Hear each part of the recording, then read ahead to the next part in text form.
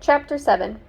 Now that I could move on and face further academic challenges that awaited at GFS, there was one more obstacle that needed to be dealt with. I needed to overcome all fear and self-doubt. Despite reassurances from various adults, I still wasn't comfortable with the idea of sign language interpreter in class. Luckily for me, I got a brief reprieve. An interpreter was not immediately available when the ninth grade began. A red tape snafu had brought me some extra time. It gave me time to assess the situation, the people around me, and how we would all respond to this person who would follow me around like a parole officer. It gave me more time to struggle with my deafness in my own little solitary world. And struggle with my deafness I did, in strange ways indeed. I immediately found out that the required ninth grade music class was not going to be a piece of cake. Previously, from third grade at Plymouth meeting up to eighth grade at GFS, I could just barely get by in choir. I had enough residual hearing so that with a music sheet, I could learn the words to most songs. My sensorineural deafness was such that everyone's voice was garbled to me, but with the lyrics in my hand, I knew in advance what everyone was singing. Usually, I could follow the music well enough to learn the words, and then I would dazzle all the girls in the audience with my sexy baritone as I belted one tune after the other. And, "What are you, nuts?" Of course. I lip-synced. I faked my whole way through the choir for years. As crazy as this seems, sometimes it was actually fun. At PMFS, I had actually looked forward to the special events where we performed for our parents and friends. The ninth grade was a different story. This was the big leagues. Instead of one class of 15 kids singing together, the ninth grade choir was the entire class, all 104 of us. To make matters worse, the teacher split us up into different sections: tenor, bass, soprano, and terrified deaf kid. I was completely lost. There was no way I could keep up with all of this. After attending about 3 classes, I gave up. From there on, I cut weekly choir class, choosing instead to hide in some remote spot in the library. I would spend that time catching up on my homework, all the while hoping I wouldn't get in trouble for cutting choir. While the ninth grade gave a performance during an assembly, I sheepishly sat with the 8th graders and hoped no one would notice. Again, we have a similar issue reappearing here. Why didn't I speak up? I could have and should have told them that it was crazy to put a deaf guy in choir class. Who would dispute that? What were they going to do? Put me up front and make me do an ear-splitting solo of rendition of Ain't No Mountain High Enough? Of course not, but I was convinced that because I was isolated in the hearing world, I had to play by the hearing rules. I never complained. Finally, a couple months into the ninth grade, the charade would end. I was informed that an interpreter would soon be joining me in class. This was it. All fingers would be pointed in my direction. See that guy? He's deaf. They were all going to make fun of me, and I cringed just thinking about it. Remember how I was ashamed of my hearing aid in grade school? At least I could conceal that a little contraception behind my ear. Where was I going to stash the interpreter?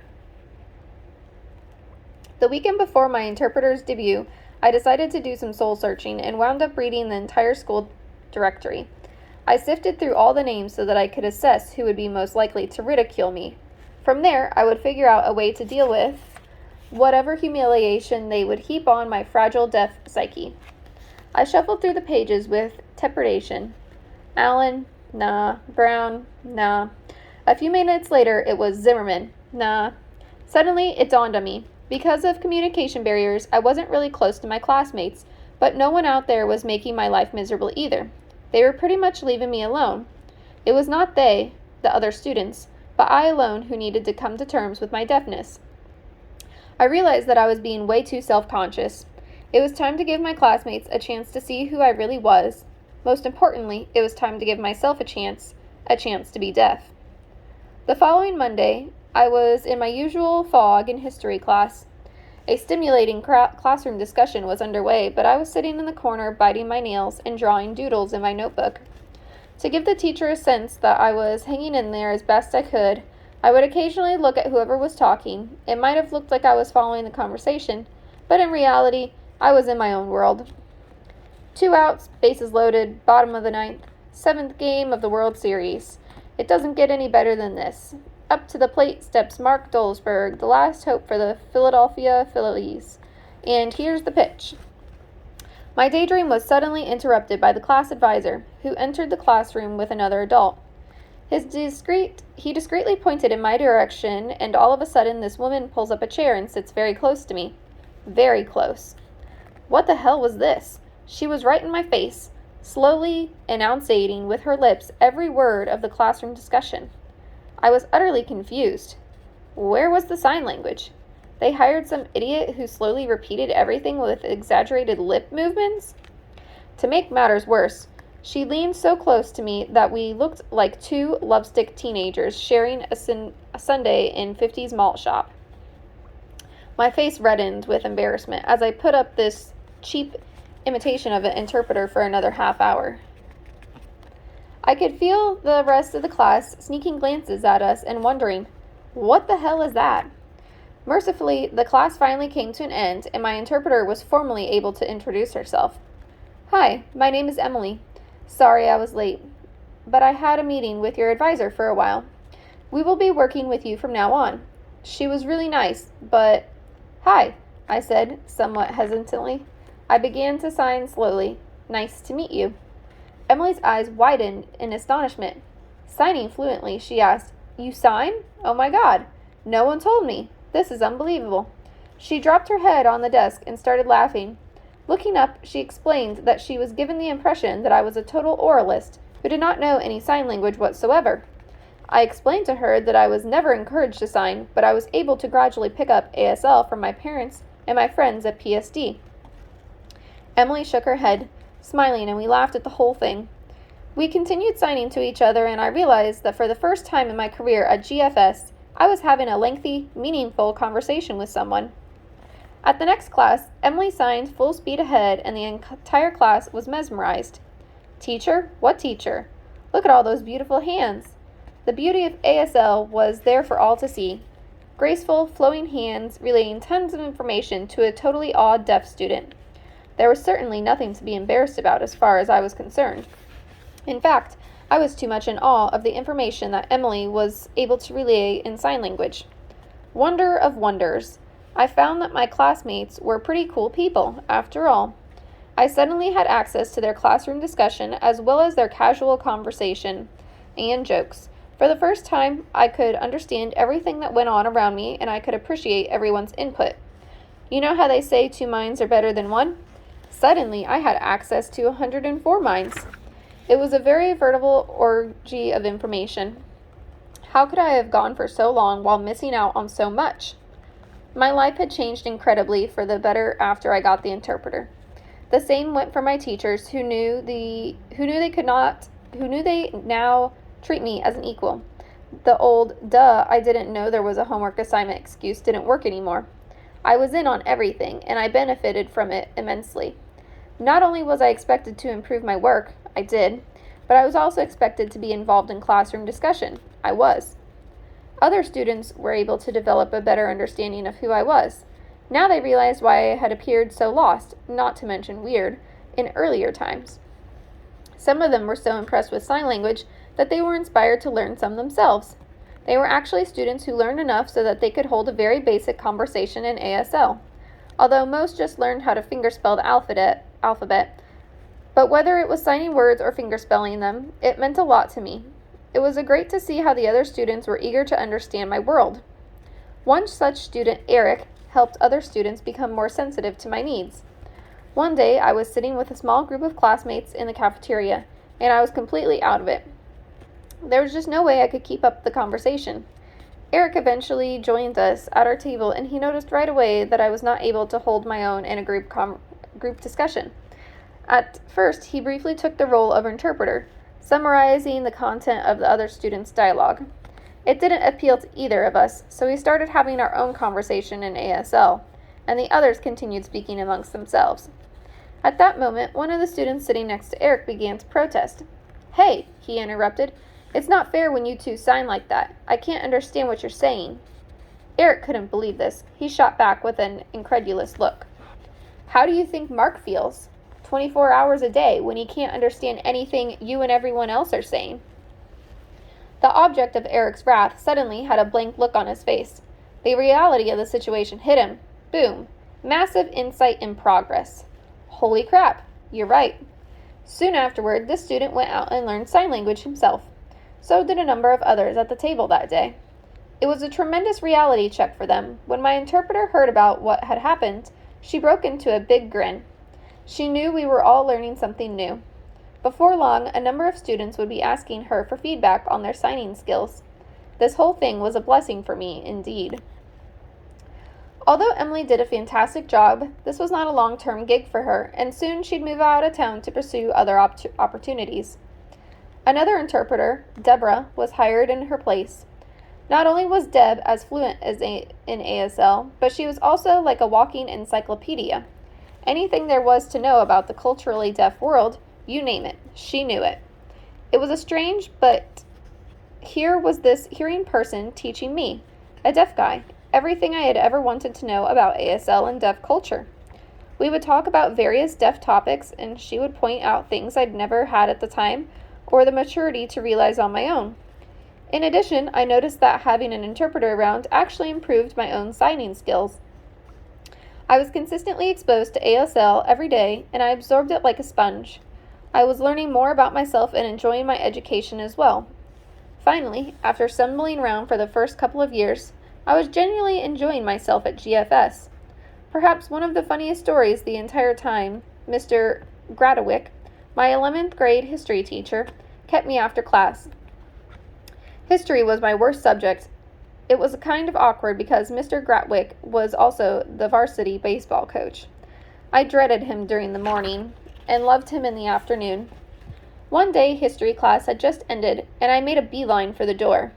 At the last second, Mr. Gratwick stepped up and asked if I could stay for a few minutes. Uh-oh. I knew I'd bombed on a recent assignment, and apparently it was time to face the music. I braced myself for an impromptu history lecture.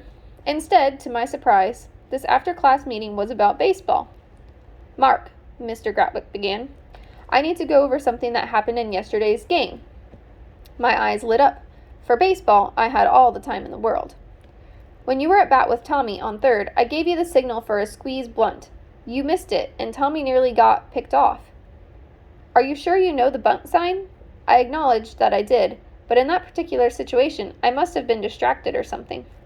It was just a mental error on my part. Mr. Gratwick said it was all right. He just wanted to be sure I knew all of the signals. Then he broke into a big grin. "You, of all people, missing a sign." Now that I was settled down at GFS and enjoying school for a change, it was time to move on to other things that appeared to teenagers. I was ready to grow up, meet some girls, and get a life. Thanks to my interpreter, at school and baseball, at home, getting a life was the easy part. I had a number of new friends at school who accepted me for who I was, and at home I grew closer to friends with whom I'd spent entire summers playing baseball. As for meeting girls, that was a total bust. Yes, there were a number of girls who would say hello or even be platonic friends, but none of them wanted anything beyond that. I was the deaf nice guy. Nice, but, well, deaf. Reasonably fun to talk to, nice to get to know a bit better, but not someone you would want to bring home with you. I'm not exactly sure what it was. Maybe none of the girls wanted to date a deaf guy because they preferred the popular jocks. Maybe some girls were actually interested but uncertain of how to connect with someone who was so different. Maybe I was just a nerd in general, regardless of whether or not I was deaf. Whatever it was, it got frustrating at times. I saw plenty of guys getting all the girls they wanted. Some of them seemed to have girls coming and going through a revolving door. But not me. I scratched my head in bewilderment as everyone else got all the action. What was wrong with me? In some ways, this was a blessing. Someday, when pigs flew and fell and hell froze over, I would have a girlfriend. And when I did, I would appreciate it more. I knew I wouldn't date and throw girls away like they were the latest flavor of the mouth. I'd never take any woman for granted, that was for sure. Finally, one day, a pig flew by my window, and a girl named Karen asked me if I would accompany her to her junior prom. It caught me completely off guard, and I had to ask her to repeat the question for something like 9 times to make sure this wasn't a cruel joke. Karen was not from GFS. I didn't really know her, and she asked me totally out of the blue. She was the friend of the girlfriend of a good friend of mine, and she'd heard I was wallowing in misery. She heard I was one of the most eligible bachelors in town. Further throwing me for a loop was the fact that prior to asking me to do this, she had practiced repeatedly until she could ask in sign language. Who was this girl? Why me? Why now? Why not? I said yes. It had been far too long since I'd had an opportunity like this. It was definitely worth the wait. We had a great time at the prom and kept seeing each other for a long time afterward. It turned out to be one hell of a learning experience in more ways than one. Of course, my parents were elated that I finally had a girlfriend. My dad was glad to know that I wasn't the Enoch he thought I was, and my mom was absolutely thrilled that there was someone for me who knew sign language. As long as Karen could sign, that was all that mattered. Unfortunately, the rest of my family was not as receptive. Karen was a fluent signer, yes, but she was also Catholic. Needless to say, they were not too thrilled about it, and they let me know.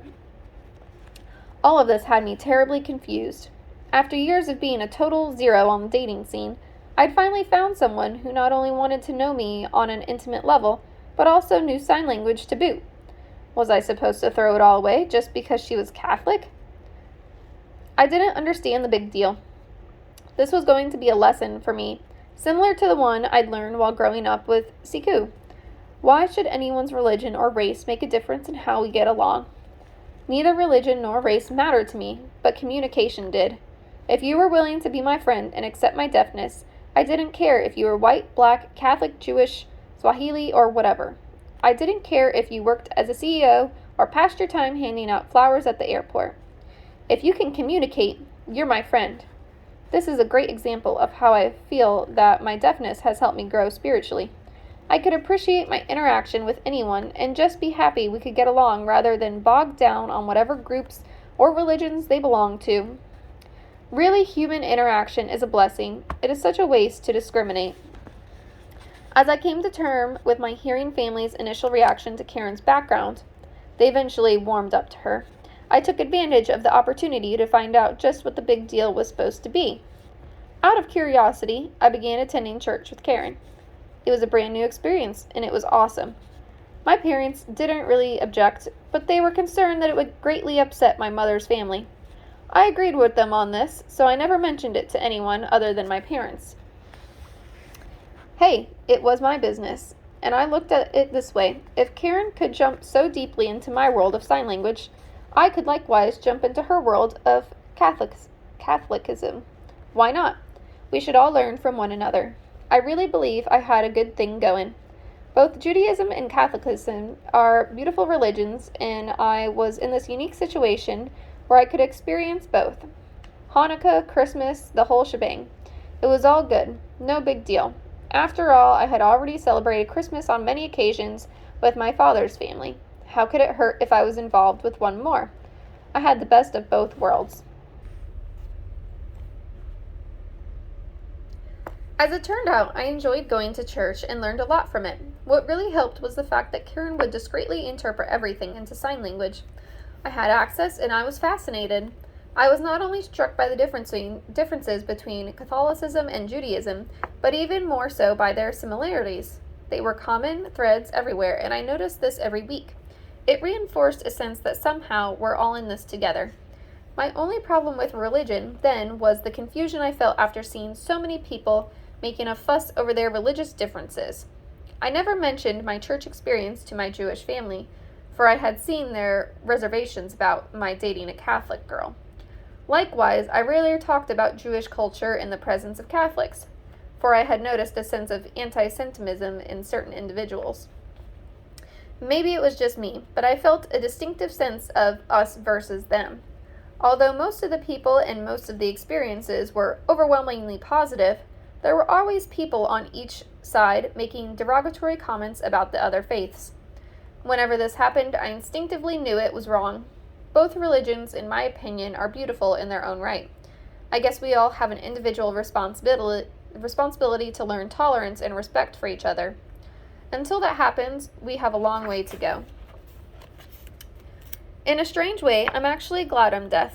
Perhaps if I weren't deaf, I would have developed a true bias favoring the first religion I was exposed to. Perhaps if I were hearing, the first morsel of religious dogma thrown my way might have been unconditionally accepted as absolute truth. But no, I was deaf. I grew up with a blank slate that allowed me to see things from a more neutral perspective. In other words, deafness emptied my cup. Thanks to deafness, I can see the difference between religions simply as they are without any bias. It has helped me learn so much about people, both the good and the bad. I literally thank God for deafness. Karen and I had a long relationship, dating each other exclusively for about 3 years. 3 years! Normally, 3 years are not much, but when those years are ages 16, 17, and 18, it's an eternity. In all honesty, 1 year probably would have been enough. The years 16, 17, and 18 are best suited for dating different people, socializing, and learning the responsibilities that come with an approaching adulthood. For Karen and me, it was a different story. Whereas other teenage couples routinely broke up and found new people to go out with, I held on to Karen with a vice-like grip. After all, she was the only girl in the whole neighborhood who signed. If we broke up, I knew it would take me years to find another language-accessible girlfriend. So I held on to her, through good times and bad. Sometimes really bad. We could barely tolerate each other near the end of our relationship, yet at the same time it was hard to let go. On top of that, I had a ridiculous level of insecurity that was not conducive to a healthy relationship. I always felt that the hearing guys had so much more to offer than I did, and I was afraid that sooner or later Karen would find out. Sure enough, Karen would inevitably be ready to go her own way, but she also felt bad for me, and I could understand her mixed emotions. The end came after Karen enrolled in a local college. After years of being in an all-girls high school, she was surrounded by other men for the first time in her life. They were hearing, like her, and she shared similar interest in music and entertainment that I could not. In fact, Karen remarked frequently that she felt guilty whenever we went to the movies because she knew I could never fully interpret the mood and context that was taking place on the screen. Likewise, I would spend hours in the movie theater pretending I was enjoying every moment because I wanted her to be happy. It was not fair to either of us. We knew it had to end, and we appropriately broke up. For Karen, it meant that she was free at last. For me, it meant the same thing, although I was too heartbroken at the time to realize it. Breaking up with Karen was just the tip of the iceberg. An awful lot of transitions were in store. In the spring of 1984, I was a senior at GFS, and graduation was right around the corner. The first deaf student ever to graduate from GFS. Sadly, though, it was around this time when Grandpop was losing a tough battle against cancer. He was hospitalized in such bad shape that we weren't sure he would last long enough to see me graduate. It had been his big dream that I would succeed at GFS, a dream that would soon become reality. By late April, Grandpop was quickly running out of precious time. More than anything, I wanted him to know that a GFS diploma was in the bag. I approached him in his hospital room and informed him that not only I was going to graduate in June, but I had also been accepted into Temple University. For whatever reason, I also told him I was going to be an accountant. I have no idea why I said that. I guess it seemed to be the right thing to do. Everyone else in my hearing family was a successful doctor, lawyer, accountant, or teacher. So I wanted Grandpop to get the impression that I had no direction in life.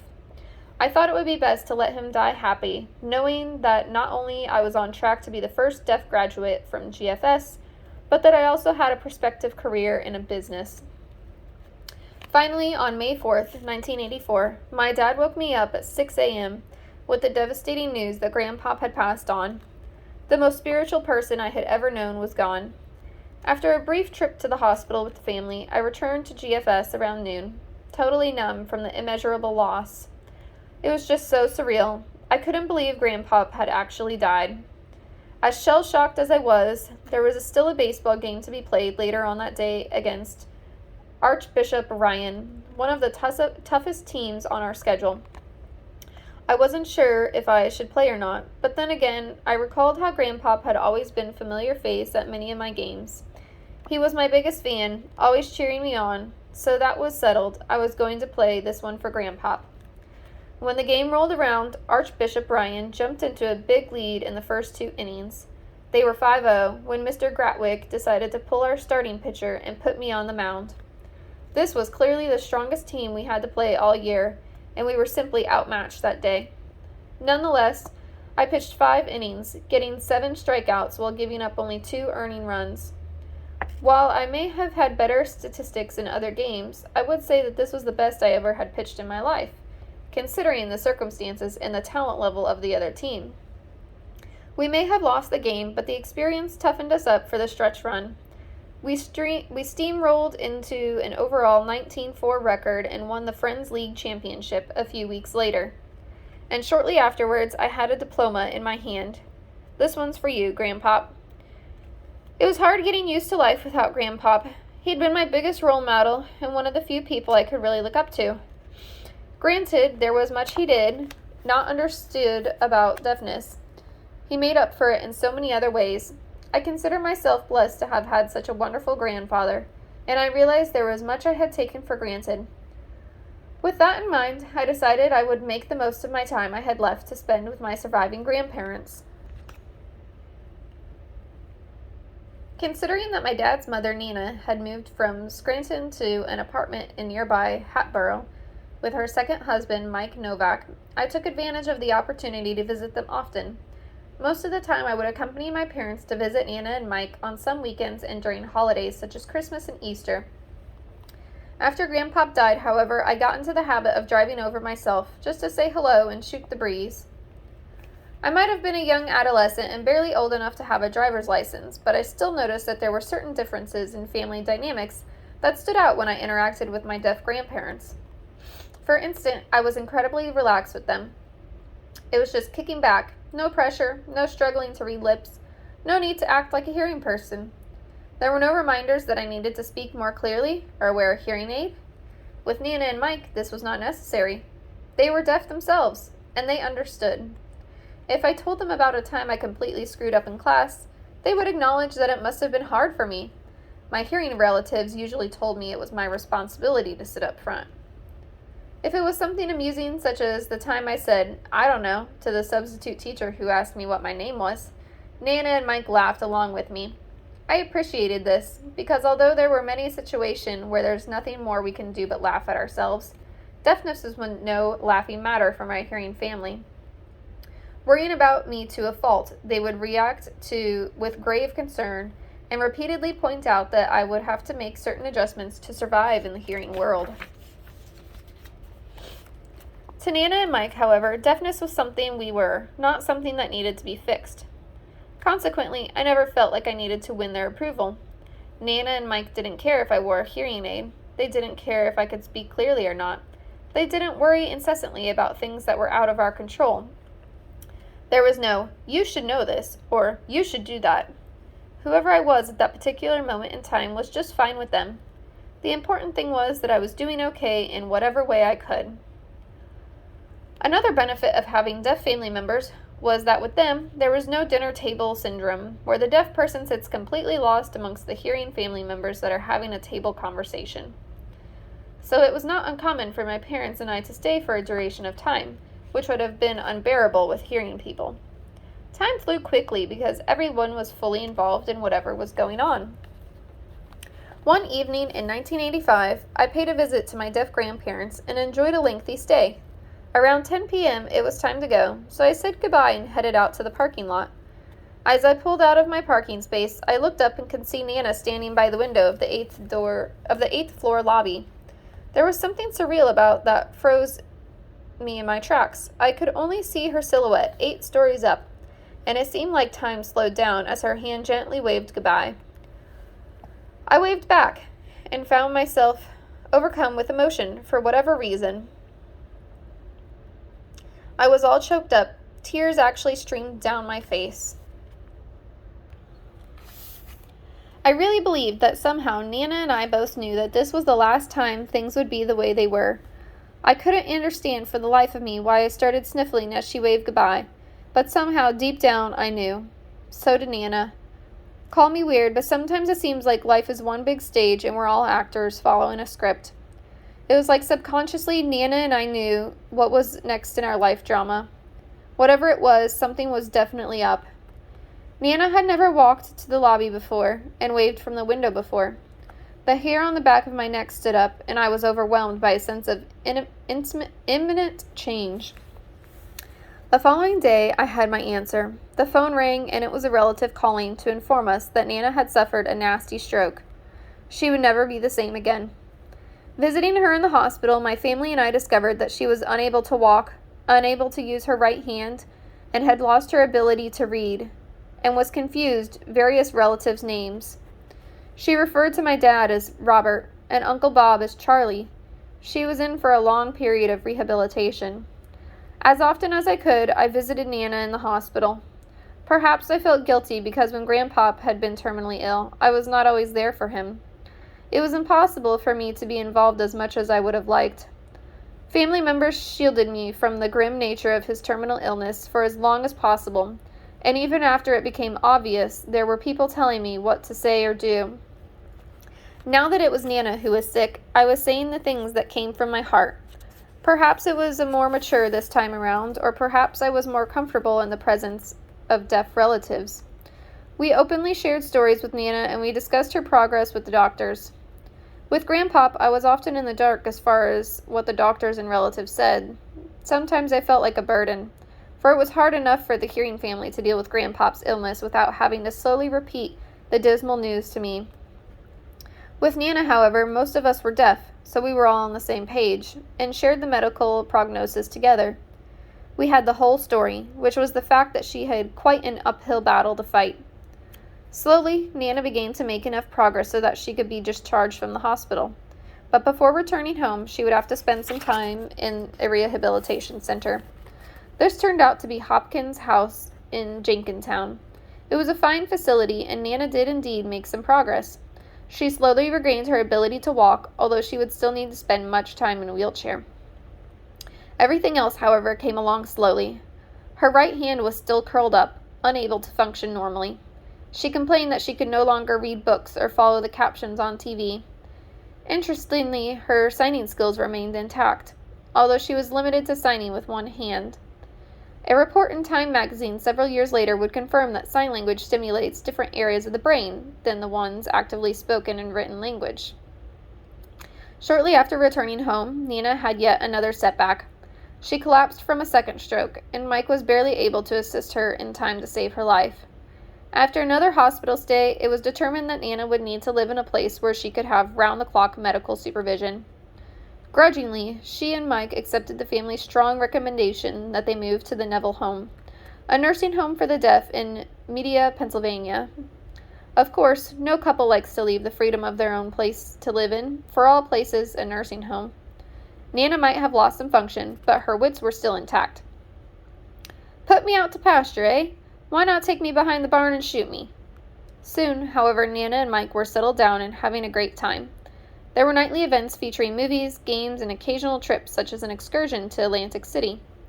The other residents were deaf and most of the staff signed, so Nana and Mike were actually socializing a whole lot more than they had ever have at their old apartment complex. Gradually, Nana regained that old spark we hadn't seen in her for a long time. She started hurling friendly insults at Mike and even threw the Kleenex box at him whenever he dozed off in front of the TV. When she started making fun of other people and cracking one-liners, a La the Sophia character on The Golden Girls, that's when I knew she was on her way back. She would jokingly complain that Mike had a roving eye for other ladies. 80 years old and he wants to be a swinger. Mike would play along mischievously, making catcalls whenever a female resident walked by their room. It turned into one big party. It even reached the point where our family smuggled in beer and whiskey for Mike. It wasn't permitted, but so what? If these were the twilight years, why shouldn't they enjoy every minute of it? Although Nana would never be exactly the same as she was before the strokes, the progress she had made at Neville Home was amazing. I couldn't help but notice. At the Hopkins house, she was surrounded by the most professional, competent staff of physical therapists you could ever ask for. Yet her heart really wasn't in it. She made enough progress to go home, but just barely. At the Neville Home, Nana clearly enjoyed life again and practically turned into a party animal. Her spirits remarkably rose high enough that she was able to bounce back considerably from her stroke. I really believe that having deaf friends, family, and ASL competent staff around gave Nana the emotional boost that enabled her to regain much of what she had lost. It wasn't long before she was once again able to read and do her favorite crossword puzzles. Yes, she still had to spend much of her time in a wheelchair, and she also struggled with her short-term memory, but nonetheless, she had still come a long way. It was a remarkable comeback. The bottom line was, once again, she was enjoying a quality of life she hadn't experienced since her days as the cook at a local deaf club. If you stop to think about it, you'll notice a parallel here. Often, deaf advocates have argued that deaf children deserve quality of life that is available to them when you allow them to interact with their deaf peers. In this case with Nana and Mike, I had discovered that it was a universal truth that applied to all ages. Ironically, I had yet to realize that this truth applied to me as well. The Neville home allowed them to rediscover that missing spark, a spark that gave them strength to recover physically, emotionally, and spiritually. Nana and Mike would spend the next 7 years in the Neville home, where the family would get together to celebrate Christmas and other joyous occasions on a regular basis. When they both eventually passed away within months of each other, Nana in the fall of 1991 and Mike in the spring of 1992, we had accumulated many wonderful memories. Interestingly, when they passed away, I did not grieve as hard as when Grandpop died in 1984. Maybe it was because Grandpop had such a powerful influence on me that it was like losing a part of myself. Maybe it was because Nana and Mike had often frankly discussed with the family how they were ready to die. It gave us all an opportunity to make the most of the final years and have closure. Nana and Mike gave us all plenty of time to say what needed to be said, and to do what needed to be done. It was like a peaceful send-off to the next world for them. So perhaps we were more prepared to deal with their departure. Either way, I do miss them very much and consider myself blessed to have had such wonderful grandparents on both sides of the family.